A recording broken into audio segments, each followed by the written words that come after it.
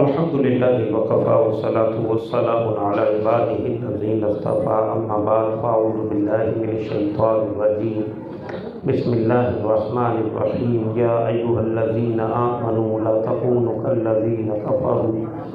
وقالوا لإخوانهم إذا ضربوا في الأرض أو كانوا غزا لو كانوا عندنا ما ماتوا وما قتلوا صدق اللہ العظیم وصدق رسولہ الکریم ربی اشرح لی صدری ویسر لی امری واحلل عقدۃ من لسانی یفقہوا قولی اللہم صلی علی محمد وعلی آل محمد وبارک وسلم علیہ۔ سورہ آل عمران کے ابتدائی 16 رکوع جو کہ آیت نمبر 155 ہے اس تک ہم نے پڑھا ہے، اور آیت نمبر 56 سے انشاءاللہ نزید پڑھ رہے ہیں۔ یہ جو آیات ہیں سمجھیے کہ مدینہ المنورہ میں حضور صلی اللہ علیہ وآلہ وسلم جنگ احد کے بعد اس حال میں گئے ہیں کہ بڑی تعداد میں مسلمانوں کی میتیں جو ہیں وہ ساتھ ہیں، اور 70 کے قریب صحابہ کرام جو ہیں وہ شہید ہو گئے۔ حضور خود زخمی ہیں، تو اس پر منافقین جو پہلے 300 چلے گئے تھے انہوں نے کہا کہ ہماری عقل صائب ہے، ہماری بات مان کر چلتے تو ان کے ساتھ یہ کچھ نہ ہوتا۔ تو اس سے گویا کہ مزید ایک وہ دل آزاری کی سی فضا جو ہے وہ پیدا کر رہے تھے۔ پھر کچھ مسلمانوں میں بھی کچھ کمزور ایمان لوگ موجود تھے اس 700 کے لشکر میں، تو وہ بھی کہہ رہے تھے کہ ہاں آپ کی بات ٹھیک ہے، اگر آپ کی بات مان لی جاتی اور مدینے کے اندر گھس کر ہم مقابلہ کرتے تو یہ ہم شاید نہ مرتے۔ تو وہ ایمان بالقدر پہ اگر پختہ یقین انسان کو نہ ہو تو پھر یہ کیفیت ہے کہ یوں نہ ہوتا یوں ہوتا تو کیا ہوتا، یہ والے وہ معاملات جو ہیں وہ چلتے ہیں۔ تو اللہ تعالیٰ نے اس سے منع فرمایا ہے ان آیات کے اندر، یا ایھا الذین آمنوا لا تکونوا کالذین کفروا وقالوا لإخوانہم، اے وہ لوگوں جو ایمان لائے ہو نہ ہو جاؤ ان کی طرح جنہوں نے کفر کیا اور کہا اپنے بھائیوں کے بارے میں اذا ضربوا فی الارض، جب وہ نکلے سفر پر زمین پر، او کانوا غزا لو کانوا عندنا ما ماتوا وما قتلوا، کہ جب وہ سفر پر نکلے زمین میں یا تھے وہ جنگ کرنے والے، اگر وہ ہوتے ہمارے پاس تو نہ مرتے نہ ہی مارے جاتے۔ لِيَجْعَلَ اللَّهُ ذَلِكَ حَسْرَةً فِي قُلُوبِهِمْ، تاکہ بنا دے اللہ اسے حسرت ان کے دلوں میں۔ وَاللَّهُ يُحْيِي وَيُمِيتُ، حالانکہ زندگی اور موت اللہ تعالیٰ ہی عطا کرتے ہیں۔ واللہ بما تعملون بصیر، تو جو کچھ یہ کر رہے ہیں اللہ سبحانہ و تعالیٰ اسے دیکھتا ہے۔ وَلَئِن قُتِلْتُمْ فِي سَبِيلِ اللَّهِ أَوْ مُتُّمْ لَمَغْفِرَةٌ مِّنَ اللَّهِ وَرَحْمَةٌ، اور اگر تم قتل کیے جاؤ اللہ کے راستے میں یا فوت ہو جاؤ تو یقیناً بخشش ہے اللہ کی طرف سے اور رحمت ہے۔ خَيْرٌ مِّمَّا يَجْمَعُونَ، اور یہ بخشش اور رحمت جو کچھ بھی تم جمع کرتے ہو ان سے بہتر ہے۔ وَلَئِن مُتُّمْ أَوْ قُتِلْتُمْ، اور اگر تم فوت ہو گئے یا قتل کر دیے گئے، لَا إِلَى اللَّهِ تُحْشَرُونَ، تو یقیناً اللہ کی طرف جمع کیے جاؤ گے۔ تو موت بھی یقینی ہے اور اللہ کے راستے میں یقینی پر رحمت ہے، اور جو لوگ اللہ کے راستے میں نہیں بھی جاتے بہرحال موت تو انہیں ایک وقت پر آ کر لے ہی لیتی ہے۔ تو گویا ان کے سارے پروپیگنڈے کا یہ جواب ہے جو اللہ تعالیٰ نے دیا ہے۔ اب نبی کریم صلی اللہ علیہ وآلہ وسلم نے سمجھیے کہ یہ غزوہ بدر کے اندر جو مسلمانوں کو ایک سخت حالات کا سامنا کرنا پڑا ہے، اس پہ حضور صلی اللہ علیہ وآلہ وسلم خود بھی بہت جلدی کے ساتھ معاملات کو دیکھ رہے تھے۔ وہ 70 لوگ سمجھیے کہ ایک بندہ اللہ کے نبی صلی اللہ علیہ وآلہ وسلم نے کس طرح سے انہیں جمع کیا تھا۔ تو آپ صلی اللہ علیہ وآلہ وسلم دنیاوی اعتبار سے ایک چیز تو دیکھتے تھے کہ اگر وہاں پر 50 لوگ کھڑے رہتے تو شاید یہ معاملہ نہ آتا، اگرچہ کہ حضور صلی اللہ علیہ وآلہ وسلم نے کہا تو کسی کو کچھ نہیں، لیکن اللہ سبحانہ و تعالیٰ نے مزید آگے بڑھ کر وہ ہدایات جو ہیں وہ آپ کو عطا فرمائی۔ دنیا کے اندر جتنی بھی جماعتیں ہیں جو دینی تناظر میں کام کر رہی ہیں، تو ان کو حضور صلی اللہ علیہ وآلہ وسلم کی سیرت اور آپ کو جو تعلیمات دی گئی ہیں ان سے ان چیزوں کو اخذ کرنا چاہیے۔ پہلی بات ہم نے یہ پڑھی ہے ابتدائی کے اندر کہ حضور یہ چاہتے تھے کہ مدینہ المنورہ کے اندر رہ کے جہاد کریں، لیکن ساتھیوں کی خواہش تھی، آپ نے انہی کی بات مانی۔ اب یہاں پر مزید کیا کہا جا رہا ہے، فَبِمَا رَحْمَةٍ مِّنَ اللَّهِ لِنْتَ لَهُ، پس اے نبی اس رحمت کی وجہ سے جو اللہ کی طرف سے آپ پر ہے،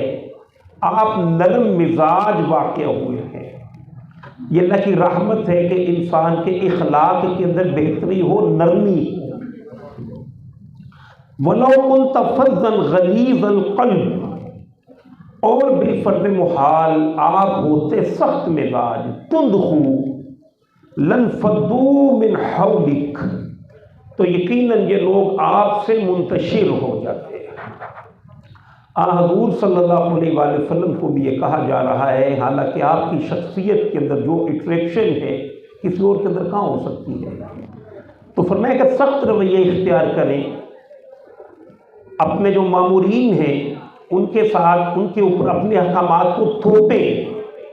تو اس سے معاملات نہیں چلتے۔ اسی کو گھر کے اندر بھی لے لیں کہ گھر کے حکمران کی حیثیت جو ہے وہ مرد کو حاصل ہے، اور چھوٹی چھوٹی باتوں پر وہ نکیر کرتا چلا جائے تو اس سے ایک بددلی سی جو ہے وہ پیدا ہو جاتی ہے۔ اب کیا کہا، فَاعْفُوا عَنْهُمْ، آپ انہیں معاف کیجئے، پھر معاف نہ کیجئے، وَاسْتَغْفِرْ لَهُمْ، اور اللہ تعالیٰ سے بھی ان کے لیے بخشش طلب کیجئے، وَشَاوِرْهُمْ فِي الْأَمْرِ، یعنی ایک تو خود بخش دیجئے، پھر اللہ سے ان کے لیے دعا مانگیں۔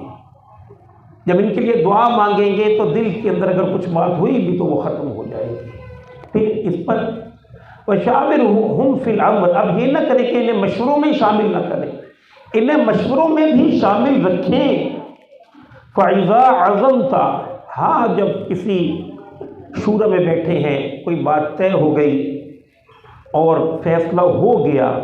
فَإِذَا عَزَمْتَ فَتَوَكَّلْ عَلَى اللَّهِ، پھر اللہ ہی پر توکل کیجئے۔ فیصلہ کر لینے کے بعد بھی اگر آپ یہ سوچیں گے، گم گم کی کیفیت ہو کہ ہاں اس پر مشورہ آ گیا، اگر یہ ہوتا تو اچھا ہوتا، یوں ہو جاتا تو اچھا ہوتا، اس سے جماعتیں نہیں چلتی۔ شورا کے اندر جب ایک بات طے ہو گئی ہے، معین ہو گئی ہے، تب اسی پر توکل کرے۔ کو مشورے کے اندر خیر ہے، حضور صلی اللہ علیہ وآلہ وسلم نے ارشاد فرمایا ہے، ان اللہ فتوکل علی اللہ فاذا عزمت، پس جب پختہ فیصلہ کر لے تو اللہ پر توکل کیجئے،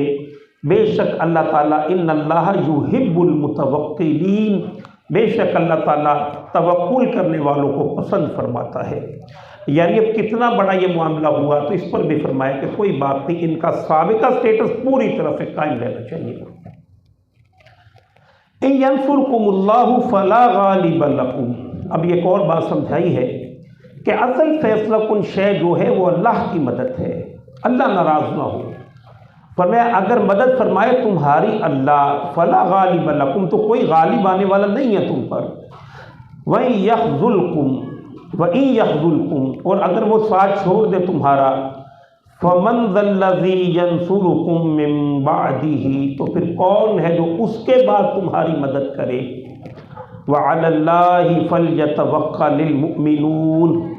پس لازم ہے کہ مومن اللہ تعالیٰ ہی پر بھروسہ کرے۔ اب وہاں پر ایک اور مسئلہ بھی منافقین نے حضور صلی اللہ علیہ وآلہ وسلم کے لیے کریٹ کر دیا، وہ کیا تھا کہ اللہ کے نبی صلی اللہ علیہ وآلہ وسلم اصلاً اپنی بادشاہت چاہتے ہیں، اور اسی وجہ سے اپنی جلد سے جلد بادشاہ بن جائیں، اس کے لیے ہمیں مختلف مہمات کے اندر جھونک دیتے ہیں۔ اللہ کی طرف سے ان چیزوں کے احکامات ان کو جو ہیں وہ نہیں ملے، تو اس کا جواب اللہ تعالیٰ نے دیا ہے، وَمَا قَانَ لِنَبِيٍّ أَن يَغُلَّ، ممکن نہیں ہے کسی نبی کے لیے کہ وہ خیانت کرے، وَمَن يَغْلُلْ، اور جس نے خیانت کی، یاتی بما غل یوم القیامہ،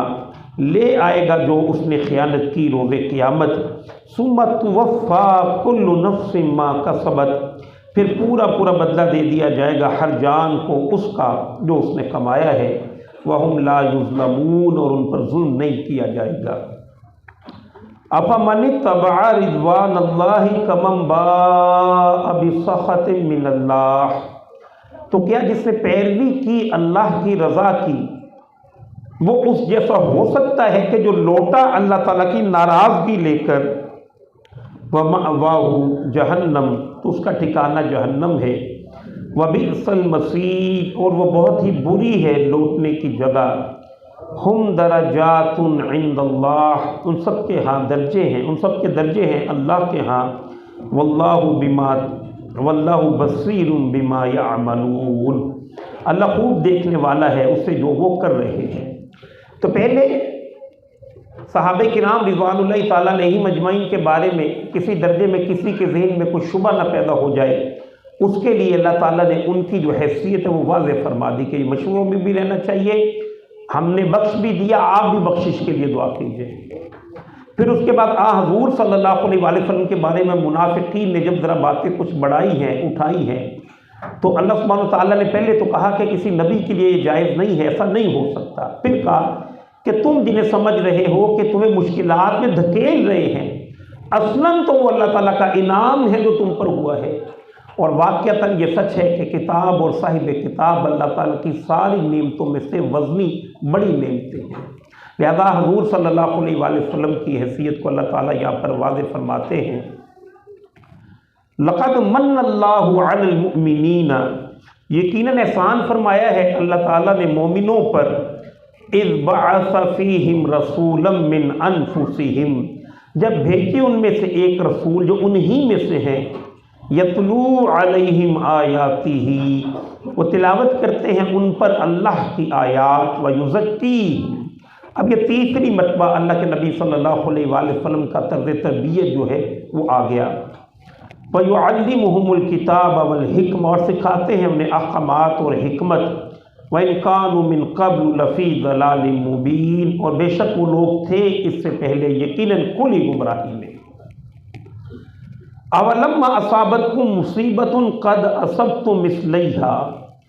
اور مسلمانوں کیا جب پہنچی تمہیں کوئی مصیبت تو یقیناً تم بھی پہنچا چکے کو ہو دشمن کو بدر میں اسی کی طرح ایسی ہی مصیبت، مثلیہا، یا اس سے دو گنا مصیبت۔ قُلْتُمْ أَنَّ هَٰذَا، اب تم نے کہا یہ کیا ہوا، قُلْ هُوَ مِنْ عِنْدِ أَنفُسِكُمْ، یعنی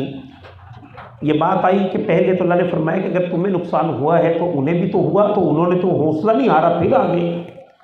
اور دوسری بات کہ تمہارے ذہنوں میں یہ بات آ گئی کہ یہ کیا ہوا، اللہ نے تو وعدہ کیا تھا نصرت کا، آئی کیوں نہیں؟ تو اس کا جواب اللہ تعالیٰ نے دیا ہے، قُلْ هُوَ مِنْ عِنْدِ أَنفُسِكُمْ، اے نبی فرمائیے تمہاری اپنی وجہ سے ہوا ہے، تم نے حضور صلی اللہ علیہ وآلہ وسلم نے جس نظم کی پابندی کا حکم دیا تھا اس کے اندر کچھ کمزوری دکھائی، جس کی وجہ سے پھر یہ مسائل جو ہیں وہ پیدا ہوئے۔ ان اللہ علی کل شیء قدیر، بے شک اللہ ہر چیز پر قدرت رکھتا ہے۔ وما اصابکم یوم التقى الجمعان فباذن اللہ، اور جو کچھ پہنچا تمہیں اس دن جب باہم ٹکرائی دو جماعتیں تو وہ اللہ کے حکم سے تھا۔ وَلِيَعْلَمَ الْمُؤْمِنِينَ، تاکہ وہ مومنوں کو ظاہر کر دے، وہ جان لے مومنوں کے بارے میں۔ وَلِيَعْلَمَ الَّذِينَ نَافَقُوا، تاکہ ایسے سخت حالات سے وہ مومن اور منافق کے درمیان جو ایک طنز تفریق ہے وہ واضح کر دے۔ تعالوا قاتلوا فی سبیل اللہ او ادفعوا، اور جنگ کرو اللہ کی راہ میں یا دفاع کرو۔ قالوا لو نعلم قتالا لاتبعناکم، اب یہ منافقین کا تذکرہ ہے جب وہ گئے ہیں کہ جب انہیں کہا کہ آؤ جنگ کرو اللہ کے راستے میں، انہوں نے کہا کہ اگر جنگ ہوتی تو ہم ضرور جنگ کرتے، یہ تو سیدھی سیدھی خودکشی ہے، ہم تو اس کے اندر شامل نہیں ہوتے۔ ہم للکفر یومئذ اقرب منہم للایمان،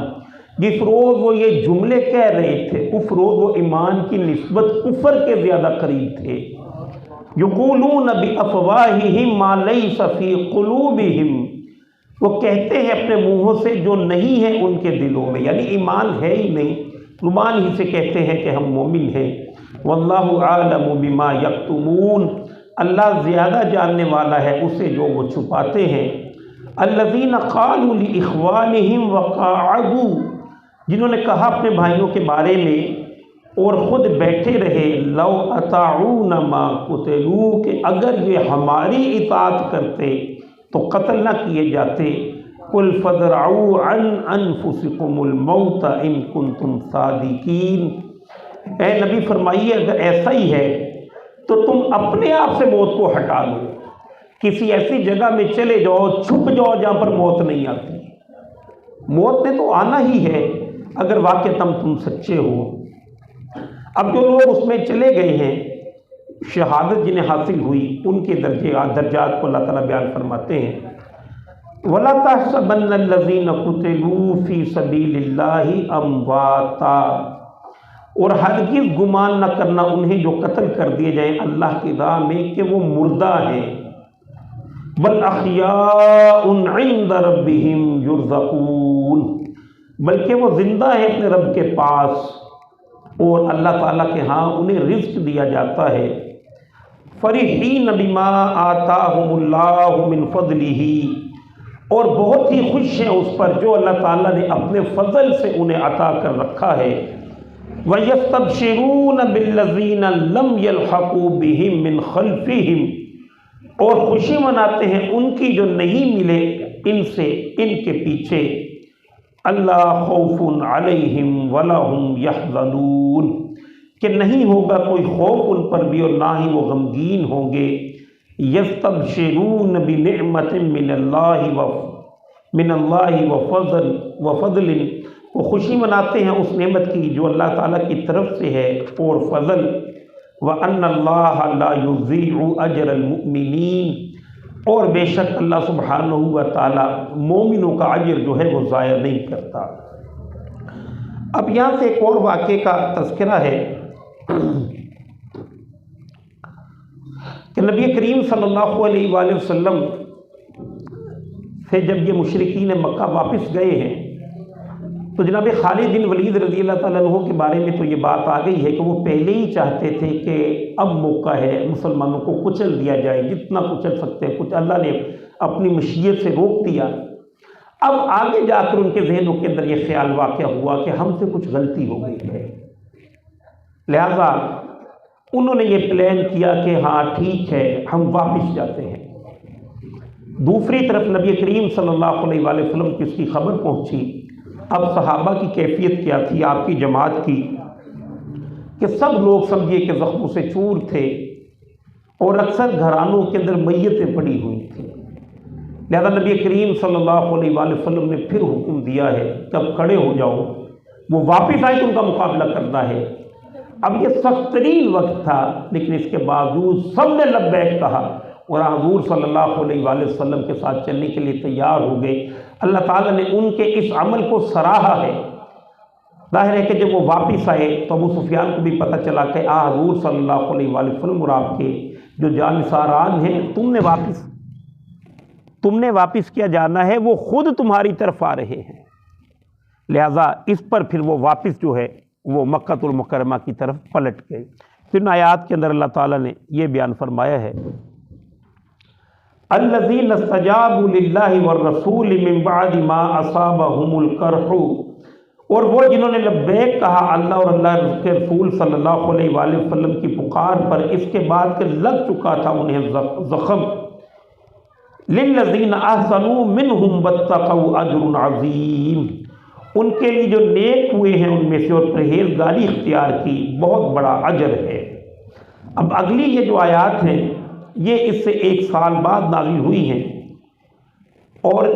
یہ اس لیے نازل ہوئی ہے کہ جب ابو سفیان واپس جانے لگا تھا تو حضور صلی اللہ علیہ وآلہ وسلم کو پکار کر اس نے کہا کہ 1 سال کے بعد پھر دوبارہ یہیں پر مقابلہ ہوگا، لہذا جب 1 سال پورا ہوا چاہتا تھا تو اب یہ مقابلے کے اندر آنے سے ڈر رہے تھے، تو اس پہ لوگوں نے جیسے کوئی میڈیا ٹرائل کرتے ہیں کہ پروپیگنڈا کریٹ کیا کہ بہت بڑا لشکر ہے کہ جو نبی کریم صلی اللہ علیہ وآلہ وسلم کے لیے ہم نے تیار کر رکھا ہے۔ جب صحابہ نے یہ بات سنی، آپ صلی اللہ علیہ وسلم نے سنی، تو مزید جوش پیدا ہوا اور باہر نکل آئے اور بدر کے مقام پر جا کر بیٹھ رہے، لیکن یہ کہ اس میں پھر مقابلے کے لیے مشرکین مکہ آئے ہی نہیں۔ اللہ تعالیٰ نے اس کا بھی تذکرہ فرمایا۔ الذین قال لهم الناس ان الناس قد جمعوا لکم، اور وہ کہ کہا جن سے لوگوں نے کہ بے شک لوگوں نے جمع کر لیا ہے بہت بڑا لشکر تمہارے مقابلے کے لیے، فاخشوہم، ان سے ڈرو، فزادہم ایمانا، تو اس بات نے ان کے ایمان کو بڑھا دیا، وقالوا حسبنا اللہ ونعم الوکیل، اور انہوں نے کہا کہ کافی ہے ہمارے لیے اللہ اور وہ بہترین کارساز ہے، فانقلبوا بنعمت من اللہ وفضل، پھر وہ لوٹے اللہ کی طرف نعمت اور فضل لے کر، لم یمسسہم سوء، تو نہیں پہنچی انہیں کوئی برائی، واتبعوا رضوان اللہ، اور انہوں نے پیروی کی اللہ کی رضا کی، واللہ ذو فضل عظیم، اور اللہ سبحانہ وتعالیٰ بہت بڑے فضل والا ہے، انما ذالکم الشیطان یخوف اولیاءہ، بے شک یہ شیطان ہی ہے جو ڈراتا ہے اپنے دوستوں سے، ولا تخافوہم وخافون، تو پس مت ڈرو ان سے اور مجھ ہی سے ڈرو، ان کنتم مؤمنین، اگر تم ایمان والے ہو، ولا یحزنک الذین یسارعون فی الکفر۔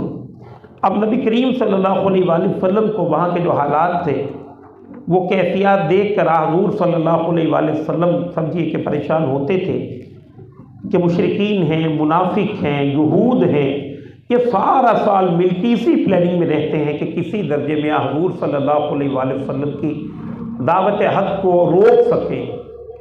تو فرمایا اللہ نے کہ وَلَا يَحْزُنْكَ الَّذِينَ يُسَارِعُونَ فِي الْكُفْرِ، اے نبی یہ جو منافق بھاگ دوڑ کرتے ہیں یہ سارے کے سارے کافر، ان کی بھاگ دوڑ آپ کو غمزدہ نہ کرے، اِنَّهُمْ لَن يَضُرُّوا اللَّهَ شَيْئًا، یہ اللہ کا کچھ بھی نہیں بگاڑ سکتے، یرید اللہ اللہ یجعل لہم خزا فی الآخرہ، چاہتا ہے اللہ نہ رہنے دے ان کا کوئی حصہ آخرت میں، وَلَهُمْ عَذَابٌ عَظِيمٌ، اور ان کے لیے بہت بڑا عذاب ہو، اس لیے اللہ تعالیٰ نے ان کی ڈور کو جو ہے وہ دراز کیا ہے، ان الذین اشتروا الکفر بالایمان لن یضروا اللہ شیئا، بے شک جنہوں نے لے لیا کفر ایمان کے بدلے میں وہ ہرگز نہ بگاڑ سکیں گے اللہ کا کچھ بھی، وَلَهُمْ عَذَابٌ عَلِيمٌ، اور ان کے لیے دردناک عذاب ہے، وَلَا يَحْسَبَنَّ الَّذِينَ كَفَرُوا أَنَّمَا نُمْلِي لَهُمْ خَيْرٌ لِّأَنفُسِهِمْ، اور ہرگز خیال نہ کریں وہ جنہوں نے کفر کیا ہے کہ ہم جو ڈھیل دے رہے ہیں انہیں وہ خیر ہے ان کے حق میں، إِنَّمَا نُمْلِي لَهُمْ لِيَزْدَادُوا إِثْمًا، بے شک ہم صرف اس لیے ڈھیل دے رہے ہیں انہیں تاکہ وہ بڑھ جائیں گناہ میں، وَلَهُمْ عَذَابٌ مُهِينٌ، اور ان کے لیے ذلت والا عذاب ہے، مَا كَانَ اللَّهُ لِيَذَرَ الْمُؤْمِنِينَ عَلَى مَا أَنْتُمْ عَلَيْهِ، اور نہیں ہے کہ اللہ چھوڑ دے مومنوں کو اسی حال پر تم ہو جس میں، حَتَّى يَمِيزَ الْخَبِيثَ مِنَ الطَّيِّبِ، اللہ تعالیٰ ان آزمائشوں کے ذریعے سے پاک اور ناپاک کو علیحدہ علیحدہ کرتا ہے، خبیث اور طیب کو علیحدہ علیحدہ کرتا ہے، وَمَا كَانَ اللَّهُ لِيُطْلِعَكُمْ عَلَى الْغَيْبِ، اور نہیں ہے اللہ کے خبر دے تمہیں غیب کی، وَلَٰكِنَّ اللَّهَ يَجْتَبِي مِن رُّسُلِهِ مَن يَشَاءُ، لیکن اللہ چن لیتا ہے اپنے رسولوں میں سے جسے چاہتا ہے، فَآمِنُوا بِاللَّهِ وَرُسُلِهِ، پس ایمان لاؤ اللہ پر اس کے رسولوں پر، وَإِن تُؤْمِنُوا وَتَتَّقُوا، اور اگر تم ایمان لے آئے اور تم نے پرہیزگاری اختیار کی، فَلَكُمْ أَجْرٌ عَظِيمٌ، تو تمہارے لیے بہت بڑا اجر ہے، وَلَا يَحْسَبَنَّ الَّذِينَ يَبْخَلُونَ بِمَا آتَاهُمُ اللَّهُ مِنْ فَضْلِهِ، اور ہرگز گمان نہ کریں وہ جو بخل کرتے ہیں اس میں جو دیا ہے انہیں اللہ نے اپنے فضل سے، وَخَيْرًا لَهُمْ، کہ یہ بخل کرنا ان کے لیے بہتر ہے، بل ہوا شر لہم، بلکہ یہ بخل کرنا ان کے لیے باعث شر ہے، سَيُطَوَّقُونَ مَا بَخِلُوا بِهِ يَوْمَ الْقِيَامَةِ، ان قریب انہیں توق پہنائے جائیں گے اسی مال کے ان کو کہ جنہوں نے بخل کیا ہے روز قیامت، وَلِلَّهِ مِيرَاثُ السَّمَاوَاتِ وَالْأَرْضِ، اور اللہ کے لیے ہے وراثت آسمانوں کی اور زمین کی، وَاللَّهُ بِمَا تَعْمَلُونَ خَبِيرٌ، اور اللہ اس سے جو تم کر رہے ہو خوب باخبر ہے۔ اب اس رکوع نمبر 19 ہے، اس میں دوبارہ رخ اللہ تعالیٰ کا یہود کی طرف ہے جو کہ اصلاً مسلمانوں کے دشمن ہیں، ان کے معاملات یہ تھے کہ جب یہ ندا دی گئی ہے، جیسے کہا کہ بخل نہ کرو، جنگ کرنے کے لیے کہا کہ باہر نکلو، تو اس پر انہوں نے کچھ ایسا گستاخانہ جملہ کہا کہ معاذ اللہ، اللہ تعالیٰ فقیر ہے، ہم غنی ہیں، تبھی تو اللہ ہم سے مانگتا ہے۔ تو یہ وہ بات ہے کہ جو اس کو سمجھیے کہ اللہ تعالیٰ نے پھر اس پر غصے کا اظہار کیا، فرمایا قد سمع اللہ قول الذین قالوا ان اللہ فقیر ونحن اغنیاء، یقیناً سنی ہے اللہ نے بات ان کی جنہوں نے کہا ہے کہ بے شک اللہ معاذ اللہ فقیر ہے، ہم مالدار ہیں۔ سنکتب ما قالوا، سو ان قریب ہم اسے لکھ لیں گے جو وہ کہتے ہیں۔ وقتلہم الانبیاء بغیر حق، اور نمبر 2 ان کے بڑے جرائم میں سے یہ بھی کہ انبیاء کو ناحق جو قتل کرتے رہتے ہیں، یہ بھی لکھا جائے گا۔ وَنَقُولُ ذُوقُوا عَذَابَ الْحَرِيقِ، اور ہم کہیں گے انہیں کہ چکھو جلا دینے والے عذاب کا مزہ۔ ذَلِكَ بِمَا قَدَّمَتْ أَيْدِيكُمْ، یہ ہے اس وجہ سے جو آگے بھیجا ہے تمہارے ہاتھوں نے۔ وَأَنَّ اللَّهَ لَيْسَ بِالظَّلَّامِ لِلْعَبِيدِ، بے شک اللہ تعالیٰ اپنے بندوں پر کچھ بھی ظلم کرنے والا نہیں ہے۔ الذین قالوا ان اللہ عہد الینا الا نؤمن لرسول، یہ وہ ہیں کہ جنہوں نے کہا بے شک اللہ نے وعدہ لے رکھا ہے ہم سے کہ ہم بات نہیں مانیں گے کسی رسول کی۔ حضور صلی اللہ علیہ وآلہ وسلم سے پہلے یہ سمجھیے کہ جب انسان نے اپنی زندگی کا اجتماعی زندگی کا آغاز کیا ہے تو اس وقت حرکے عادات واقعات بہت زیادہ تھے، کیونکہ انسان کی عقل اتنی پختہ نہیں ہوئی تھی۔ تو اس وقت جو حرکے عادات واقعات ان میں ایک واقعہ یہ بھی تھا کہ جب اللہ کے لیے کوئی نظر دی جاتی تو خاص جگہ پر قربان گاہ پہ اسے رکھ دیا جاتا، پھر آسمان سے کوئی آگ آتی اور اسے گویا کہ جلا دیتی، یہ علامت ہوتی تھی کہ نظر قبول کی گئی ہے۔ اور جس کی نظر کو آگ نہ جلاتی تو اس کا پتہ چلتا کہ اس کی نظر کو قبول نہیں کیا گیا۔ تو جب حضور صلی اللہ علیہ وآلہ وسلم تشریف لائے ہیں تو یہ سمجھیے اللہ تعالیٰ کے احسانات، آپ بہت ساری باتوں میں ممتاز ہیں۔ ان ممتاز باتوں میں ایک یہ بھی ہے کہ اللہ تعالیٰ کے راستے میں خرچ کر کے انسان خود کھا لے، بہن بھائیوں کو کھلا دے، غریب مسکین ان لوگوں کو کھلائے، اللہ اپنے ہاں قبول کرتا ہے۔ تو اس پر انہوں نے کہا کہ ہمیں تو یہ حکم دیا گیا ہے کہ اس نبی کی بات مانیں گے کہ جس کی نظر کو آ کر آگ کھائے۔ گویا حضور صلی اللہ علیہ وآلہ وسلم کے ہاں اللہ تعالیٰ نے اپنی اس تدبیر کو تبدیل کر دیا تھا۔ تو اللہ نے پھر آگے بیان فرمایا ہے کہ تمہاری اپنی نسل میں سے بھی ایسے انبیاء آئے ہیں کہ جن کی قربانیاں تھیں ایسی، تم نے ان کو بھی نہیں تسلیم کیا۔ اور حضرت الیاس کا خاص طور پر تذکرہ کہ تم ان کو قتل تک کرنے کے لیے گئے، اگرچہ کہ یہ وصف جس کا آج تقاضا کر رہے ان کے ہاں تھا۔ اصل معاملہ یہ ہے کہ یہ کٹ حجتی ہے، تم حد کی طرف آنا ہی نہیں چاہتے۔ الذین قالوا ان اللہ عہد الینا الا نؤمن لرسول حتی یأتینا بقربان تأکلوہ النار، یہ وہ ہیں جنہوں نے کہا کہ بے شک اللہ نے وعدہ لے رکھا ہے ہم سے کہ ہم بات نہیں مانیں گے کسی رسول کی یہاں تک کہ وہ لائے ہمارے پاس ایسی قربانی کہ کھا جائے جسے آگ۔ قل قد جاءکم رسل من قبلی، اے نبی فرمائیے آ چکے ہیں تمہارے پاس رسول مجھ سے پہلے، بالبینات واضح نشانیوں کے ساتھ، وبالذی قلتم، اور اس نشانی کے ساتھ بھی جو تم مانگ رہے ہو، فلما قتلتموہم، تو پھر تم نے انہیں قتل کیوں کیا؟ وہ تو تمہاری ڈیمانڈ کے مطابق ہی چیزیں پیش کر رہے تھے۔ ان کنتم صادقین، اگر تم سچے ہو، فإن کذبوک، تو پس اے نبی اگر یہ آپ کو جھٹلا دیں، فقد کذب رسل من قبلک، تو آپ سے پہلے بھی بہت سارے رسولوں کو یقیناً یہ جھٹلا چکے ہیں۔ جاؤ بالبینات والزبر والکتاب المنیر،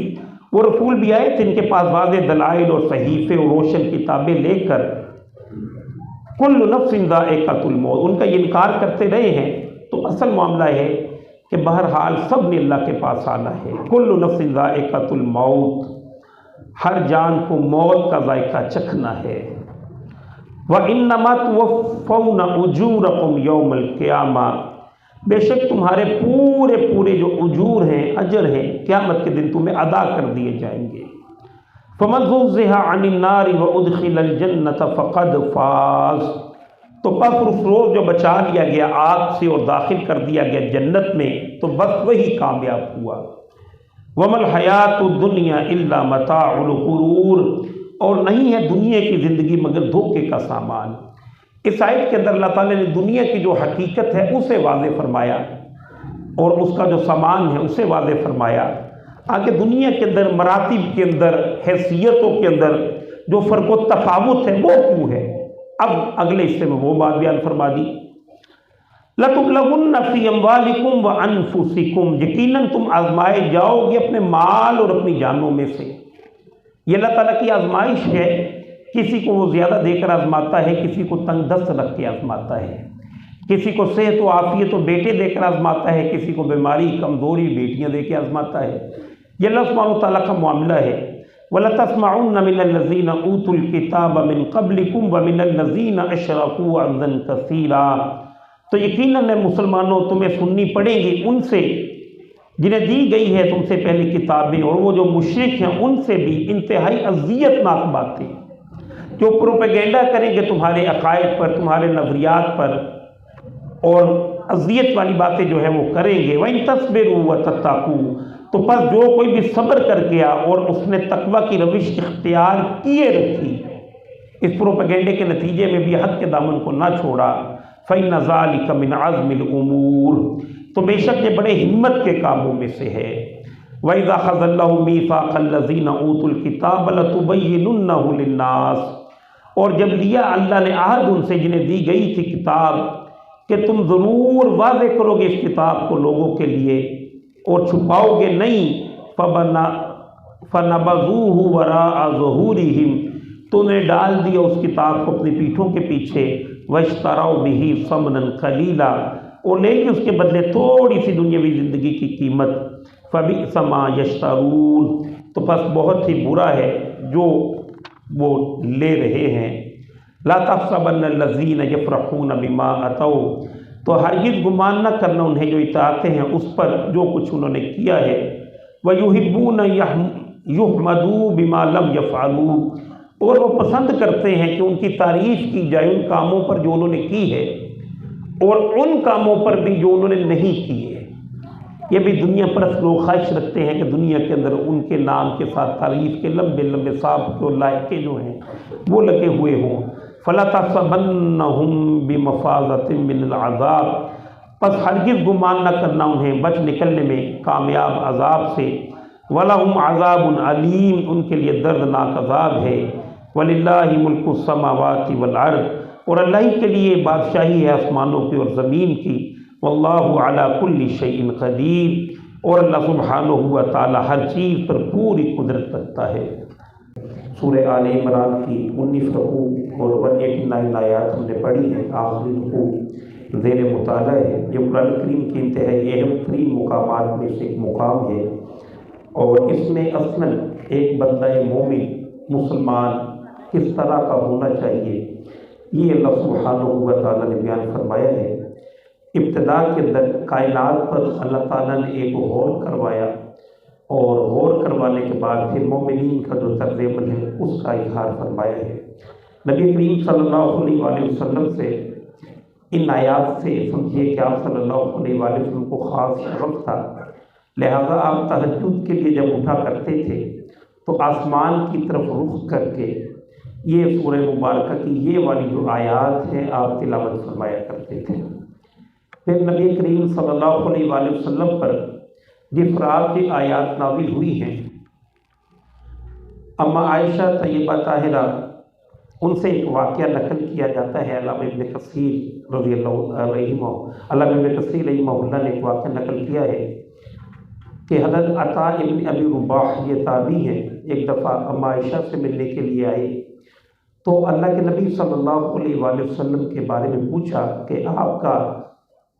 کوئی اچھا تذکرہ، کوئی اچھا واقعہ بیان فرمائیے۔ تو آگے سے عائشہ نے فرمایا کہ نبی کریم صلی اللہ علیہ وآلہ وسلم کی تو ہر بات ہی عمدہ تھی، انہوں نے کہا پھر بھی آپ کچھ ارشاد فرمائیے۔ تو پھر انہوں نے جب یہ آیات نازل ہوئی ہیں اس رات کا تذکرہ فرمایا، اور آپ نے ارشاد فرمایا کہ اللہ کے نبی صلی اللہ علیہ وآلہ وسلم ساری رات روتے رہے اور کبھی کھڑے رہے، کبھی سجدے میں چلے جاتے، نماز پڑھتے، کبھی بیٹھ جاتے، لیٹے تو لیٹے ہوئے بھی پریشان ہی رہے، یہاں تک کہ صبح ہو گئی اور جناب بلال حبشی رضی اللہ تعالیٰ عنہ آئے اور انہوں نے آ کر کہا کہ اللہ کے نبی فجر کی نماز تیار ہے، آپ اٹھیے اور نماز پڑھا دیجیے۔ آپ سے جب یہ بات کر رہے تھے تو آپ صلی اللہ علیہ وآلہ وسلم کے چشمان مبارک سے تب بھی آنسو جو تھے وہ جاری تھے۔ تو ام عائشہ نے پوچھا کہ کیا بات ہے، کس شے نے آپ کو آج اتنا رلایا ہے؟ تو انہوں نے یہ فرمایا کہ عائشہ آج مجھ پر اللہ تعالیٰ نے یہ آیات نازل کی ہے، وہ آنسو خوشی کے اور شکر کے اظہار کے لیے تھے۔ بہت ہی شاندار آیات ہیں۔ اللہ تعالیٰ فرماتے ہیں ان فی خلق السماوات والارض، بے شک آسمانوں اور زمین کے پیدا کرنے میں، واختلاف اللیل والنہار، اور رات اور دن کے بدلنے میں، الٹ پھیر میں، لآیات لأولی الالباب، یقیناً ہوش مندوں کے لیے نشانیاں ہیں۔ اتنی بڑی یہ کائنات اور پھر یہ کہ اللہ سبحانہ وتعالیٰ اس کے نظام کو چلا رہے ہیں، تو یقیناً اس کے اندر بہت نشانیاں ہیں عقل مندوں کے لیے۔ اب عقل مند کون سے ہیں ان کا تذکرہ فرمایا ہے۔ یہ قرآن کا مطلوب انسان ہے جو یہاں پر بیان اللہ تعالیٰ نے فرمایا، الذین یذکرون اللہ قیاما وقعودا وعلی جنوبہم ویتفکرون فی خلق السماوات والارض، وہ جو یاد کرتے رہتے ہیں اللہ کو کھڑے ہوئے، بیٹھے ہوئے اور کروٹوں پر، اور غور کرتے ہیں آسمانوں اور زمین کی پیدائش میں، اور کہتے ہیں، پکار اٹھتے ہیں، ربنا ما خلقت ھذا باطلا۔ یہ بات شاید پہلی نشست میں آئی تھی کہ منطق اور لاجک کے ذریعے سے دوسرے جہان کی ہم اس کو پروو نہیں کر سکتے، لیکن یہ دوسری بات ہے جو یہاں پر بیان کی ہے اللہ تعالیٰ نے کہ فطرت کے اندر اللہ نے اپنی معرفت ہر شخص کے اندر چھپا کر رکھی ہوئی ہے۔ ہر شخص باہر سے جب وہ بات سنتا ہے تو دل کے اندر اس کی صداقت اسے محسوس ہوتی ہے۔ اللہ نے اپنی پہچان دل کے اندر رکھی ہے۔ اور نمبر 2، اس کائنات کے بعض حقائق ایسے ہیں کہ جس سے واضح ہوتا ہے کہ یہ کائنات نامکمل ہے، وگرنہ یہی دیکھا ہے اس کائنات میں اکثریت ایسی ہی رہی ہے کہ جن لوگوں نے ظلم و جبر کی فضا قائم کی ہے، جن لوگوں نے مفاد پرستی کے قاعدے اور ضابطے دنیا کے اندر رائج کیے ہیں، اکثر و بیشتر ان کی زندگیاں دنیاوی اعتبار سے رنگین رہی ہیں، اور تاریخ انسانیت کے سب سے نیک لوگ، انبیاء، شدید ترین مشکلات کا سامنا، اور سید المرسلین تمام انبیاء سے زیادہ مسائل میں۔ تو اسے پتہ چلتا ہے کہ یہ دنیا نامکمل ہے۔ کوئی اور جہان ہونا چاہیے کہ جس جہان میں یہاں پر جس نے ظلم کیا ہے اس کے ظلم کے برابر اسے سزا دی جائے، اور جس نے یہاں پر اللہ کو راضی کرنے کے لیے قربانیاں دی ہیں، قدم قدم پر اپنی خواہشات کو پس پشت ڈال کر رب کی رضا کو آگے کیا ہے، ان کو ان کی قربانیوں کا پورا پورا اجر دیا جائے، جو اس جہان کے اندر نظر نہیں آتا۔ لہذا اس کائنات کو جس منظم انداز سے سجایا گیا ہے، تو یہ جو کہتے ہیں کہ صرف ایک بگ بینگ، ایک ایکسیڈنٹ سے یہ جہان بن گیا، تو وہ ان کی عقل پر ماتم کرنا چاہیے کہ ایکسیڈنٹ سے بھی کبھی کوئی تعمیری کام ہوتا ہے۔ تو مومن جب اس کائنات کو دیکھتا ہے اور اس کے انتظامات کو دیکھتا ہے، اس کے درمیان باہم جو مطابقت ہے اس کو دیکھتا ہے، تو کہتا ہے ربنا ما خلقت ھذا باطلا، اللہ تو نے سب کچھ ایسے نہیں بنا دیا، یہ خالی کسی بگ بینگ کا نتیجہ نہیں ہے اتنی بڑی کائنات کا بن جانا، بلکہ اس کے پیچھے تو بڑا حکیمانہ کوئی نہ کوئی سمجھیے کہ حکیمانہ کارخانہ کار فرما ہے، اس کے اندر تو کوئی بہت بڑی سکیم ہے کہ جو اس کے تحت اللہ تعالیٰ تو نے چلا رکھی ہے۔ اور پھر آگے آیا سبحانک فقنا عذاب النار، اے اللہ تو پاک ہے، یعنی اگر یہ جہان کسی نے بنایا ہے تو یہ جہان خود اتنا کمپریہنسو ہے، تو اس کا بنانے والا کتنا کمپریہنسو ہوگا۔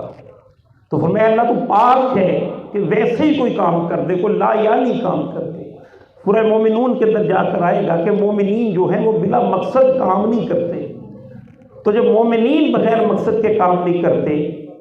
تو کس طرح ہم ایکسپیکٹ کریں کہ اللہ تعالیٰ نے اتنا بڑا کام جو کیا ہے یہ رام کی لیلا ہے بس ویسے ہی بنا دیا؟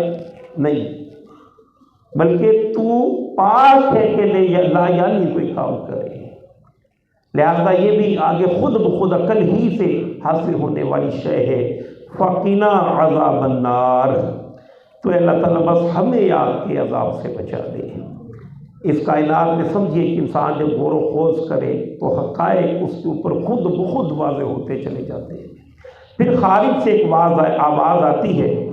تو پھر اس کو وہ فوراً ایکسیپٹ کرتا ہے، ربنا انک من تدخل النار فقد اخزیتہ، اے ہمارے رب بے شک تو نے جسے داخل کر دیا آگ میں تو تو نے تو اللہ اسے ذلیل ہی کر دیا۔ وما للظالمین من انصار، اور واقعہ بھی یہی ہے کہ جو ظالم ہوں ان کا کوئی مددگار نہیں ہے۔ یہاں تک سمجھیے کہ کائنات پر غور و خوض کے نتیجے میں انسان خود بخود پہنچ جاتا ہے۔ اور بڑی کمپریہنسو مثال اس کے لیے سورہ لقمان کے اندر جناب لقمان حکیم کی آ جائے گی کہ وہ نہ تو پیغمبر تھے نہ کسی پیغمبر کے امتی تھے، لیکن زندہ تھے، ان کا قلب زندہ تھا، اسی قلب کی زندگی سے کائنات کے حقائق سارے کے سارے جو ہیں ان پر منکشف ہو گئے۔ تو یہاں تک کہ اللہ ہے، اس نے یہ جہان کسی مقصد کے لیے بنایا ہے،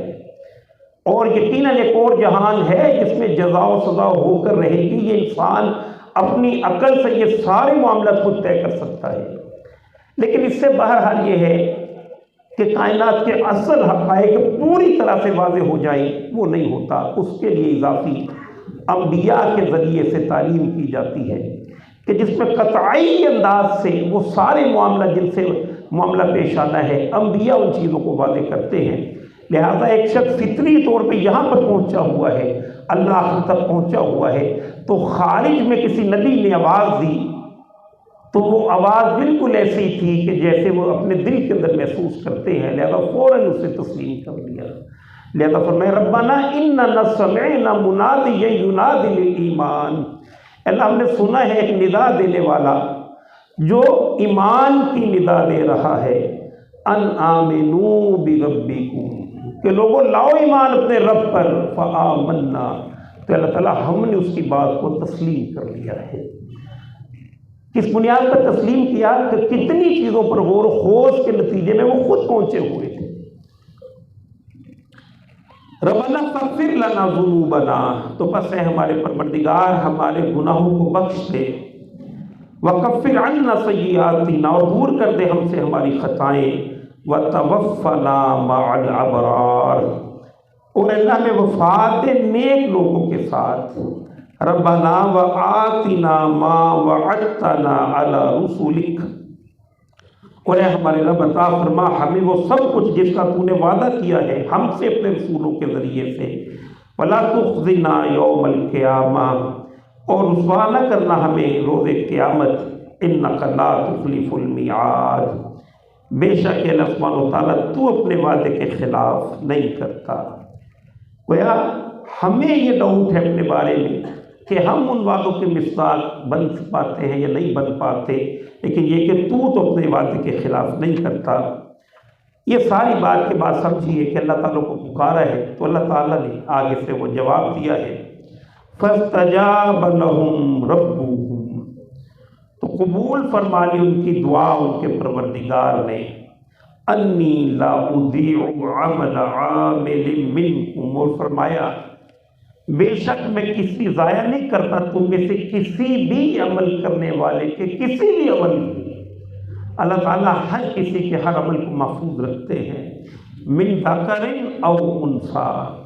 چاہے عمل کرنے والا کوئی مرد ہو یا خاتون ہو، بعضکم من بعض، تم ایک دوسرے ہی میں سے ہو، فالذین ہاجروا، اب یہ کہ جو کہا ہے کہ اچھے اعمال اللہ ضائع نہیں کرتے، تو مومنین کی زندگیوں کے اندر خاص طور پر پھر مکہ المکرمہ سے جو لوگ آئے تھے سب کچھ اپنا دے دلا کے مدینہ المنورہ میں آئے ہیں اور پردیسیوں کی زندگی جو ہے وہ بسر کر رہے ہیں، تو ان کے اوپر یہ جو ساری کی ساری مصیبتیں تھیں، یہ جو پریشانیاں پڑی تھیں، وہ اسی لیے پڑی تھی کہ وہ اللہ تعالیٰ پر ایمان لے آئے تھے۔ تو اب اللہ تعالیٰ انہیں گویا کہ پکار کے کہہ رہے ہیں کہ اللہ تعالیٰ کسی بھی عمل کرنے والے کے عمل کو ضائع نہیں کرتے، چاہے مرد ہو چاہے خاتون۔ پھر فرمایا فَالَّذِينَ هَاجَرُوا، پھر وہ جنہوں نے ہجرت کی، وہ اخرجوا من دیارہم، اور جو نکالے گئے اپنے گھروں سے، وَأُوذُوا فِي سَبِيلِي، اور جو ستائے گئے میرے راہ میں۔ بلال حبشی رضی اللہ تعالیٰ عنہ کو جس طرح سے ستایا گیا ہے وہ اللہ تعالیٰ ہی کی وجہ سے ہے۔ آج غزہ کے جو لوگ اس قدر سخت حالات سے دو چار ہیں، ان کا بھی قصور کیا ہے اس کے سوا کہ وہ اللہ کو رب مانتے ہیں؟ اور غلطی کیا ہے ان کی؟ اللہ سبحانہ و تعالیٰ ہی پر ایمان لانا ان کا جرم ہے۔ تو فرمایا کہ یہ لوگ جو میرے راستے میں ستائے گئے ہیں وہ اللہ کی نگاہ میں ہیں، آج مرتد ہو جائیں، کافر ہو جائیں، ویل سیٹل زندگی بسر کر سکتے ہیں، لیکن بہرحال اللہ کو راضی کرنے کے لیے یہ مشکلات جو ہیں وہ جھیل رہے ہیں۔ کہ اتنے چھوٹے چھوٹے کلپس ہیں کہ بچوں کی لاشیں ہاتھوں میں پکڑی ہوئی ہیں اور الحمدللہ رب العالمین کے الفاظ آج ہم نے سنے ہیں۔ یہ قربانیوں کی نظیر تو سمجھیے امت مسلمہ کے اللہ تعالیٰ نے اعزاز میں لکھی ہوئی ہے۔ جب سے یہ امت برپا ہوئی ہے ہمیشہ سے ایسے گروہ ضرور اس میں رہے ہیں کہ جنہوں نے دنیا کے اندر جو عام نارم ہے اس سے ہٹ کر اپنی زندگی جو ہے وہ بسر کر کے دکھائی ہے۔ تو فرمایا جو لوگ میرے راستے میں ستائے گئے، وَقَاتَلُوا وَقُتِلُوا، اور جنہوں نے جنگ کی اور جو ان جنگوں کے اندر قتل کیے گئے، لَأُكَفِّرَنَّ عَنْهُمْ سَيِّئَاتِهِمْ، میں ضرور دور کر دوں گا ان سے ان کی برائیاں، وَلِأُدْخِلَنَّهُمْ جَنَّاتٍ تَجْرِي مِن تَحْتِهَا الْأَنْهَارُ، اور ضرور داخل کروں گا انہیں ان باغات میں کہ بہتی ہیں جن کے نیچے نہریں، ثوابا من عند اللہ، یہ بدلہ ہے اللہ کے پاس سے۔ بس اوقات انسان کے ذہن کے اندر یہ بات بھی آتی ہے کہ اللہ سبحانہ و تعالیٰ اتنے ظلم کو کیوں برداشت کرتا ہے؟ اس کی وجہ صرف یہی ہے کہ ہماری نگاہ محدود ہے۔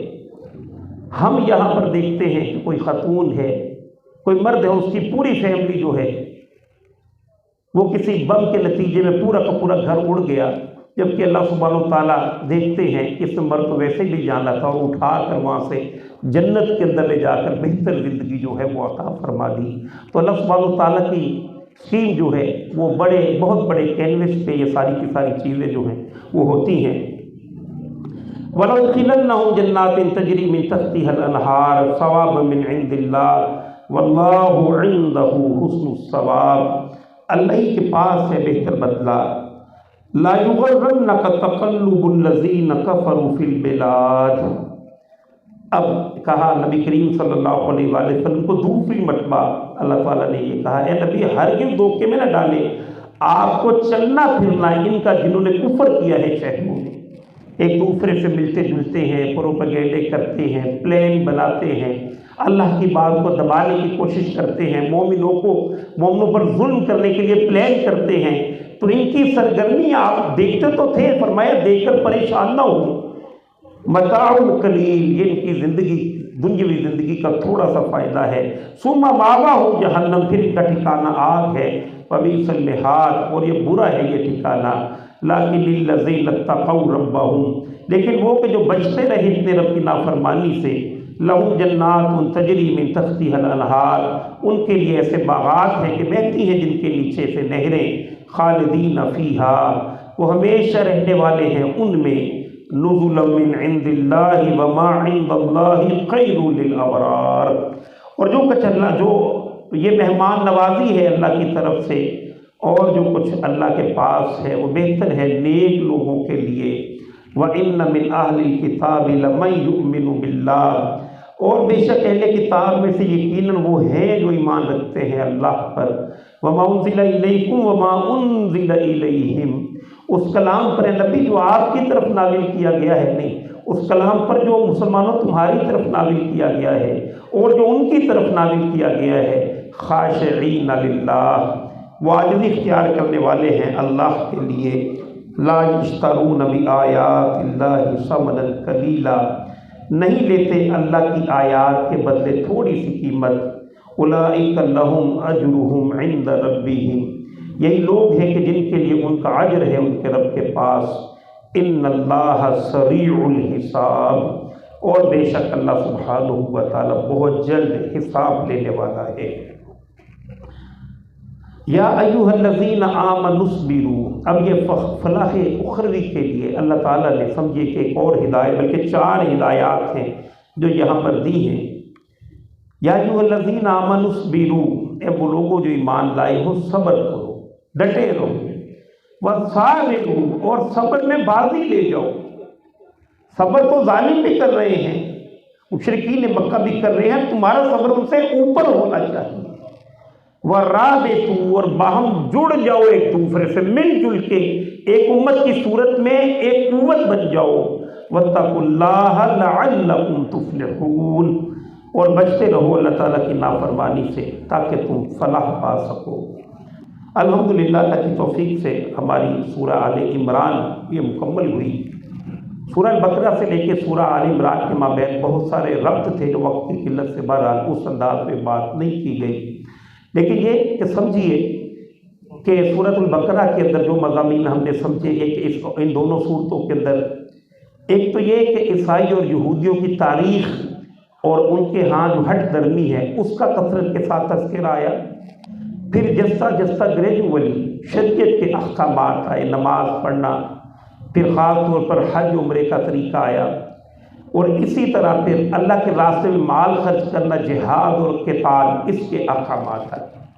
یہ دونوں صورتیں ایک جوڑے کی حیثیت سے قرآن کریم میں آئی ہیں، اور حضور نے انہیں ایک مشترکہ نام الزہراوین بھی عطا کر رکھا ہے۔